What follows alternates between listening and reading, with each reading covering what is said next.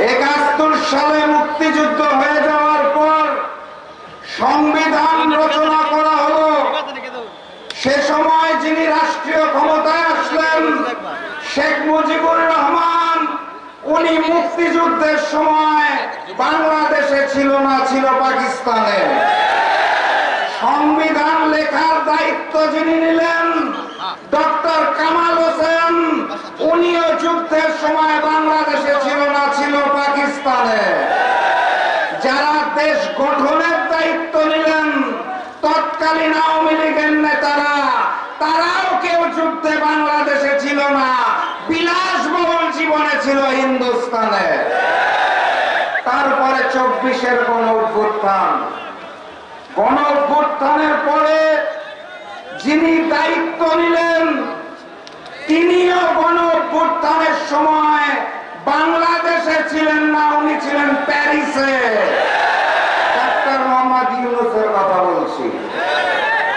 তারপর সকল রাজনৈতিক দলের সাথে আলোচনা করে যিনি জুলাই সনদ লেখার দায়িত্ব নিলেন ডক্টর আলী রিয়াজ, উনিও গণ অভ্যুত্থানের সময় বাংলাদেশে ছিল না, ছিল আমেরিকাতে।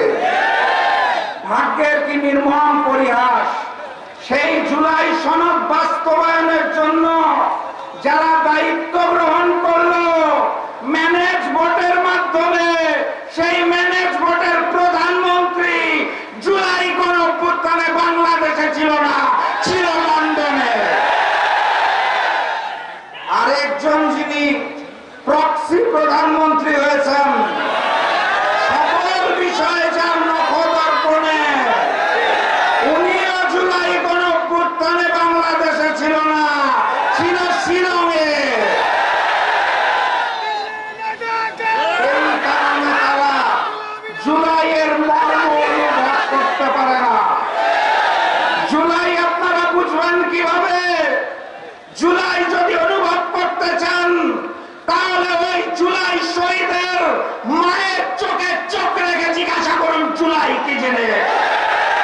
জুলাই বুঝতে চাইলে জুলাই শহীদ পরিবারের পিতা এবং ভাই বোনকে জিজ্ঞেস করুন জুলাই কি জেনে। জুলাইকে অনুভব করতে চাইলে সেদিনের জুলাই যোদ্ধাদের থেকে জিজ্ঞেস করুন জুলাই কে জেনে। জুলাই আপনারা অনুভব করতে পারেন না, কারণ আপনারা জুলাই গণ অভ্যুত্থানের অংশ ছিলেন না। আপনারা লন্ডন শিলংয়ে বসে ভিডিও কলে আন্দোলন দেখেছেন। জুলাই কি জিনিস সেটা জানতে হইলে আমাদেরকে জিজ্ঞাসা করুন, আমরা উত্তর দিয়ে দিব আপনাদের ইনশাআল্লাহ।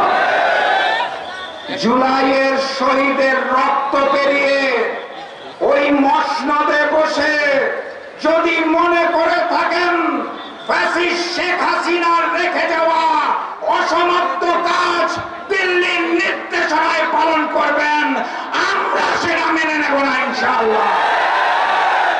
সংগ্রামী সাথী এবং বন্ধুগণ, জুলাই সনদ বাস্তবায়ন করতে হবে। কথা কি ঠিক না বেঠিক? ওনারা বলে নাকি অক্ষরে অক্ষরে পালন করবেন। কোন অক্ষর? কার অক্ষর? আমরা ওই হিন্দুস্তানের অক্ষর চিনি না, আমরা বিএনপি গুলশান অফিসের অক্ষর চিনি না। গণভোটের কোন রায়ের অক্ষরে জুলাই সনদ বাস্তবায়ন করতে হবে। তার জন্য যেই অনিবার্য বিপ্লব আসতে যাচ্ছে সেই বিপ্লবকে সফল করতে হবে।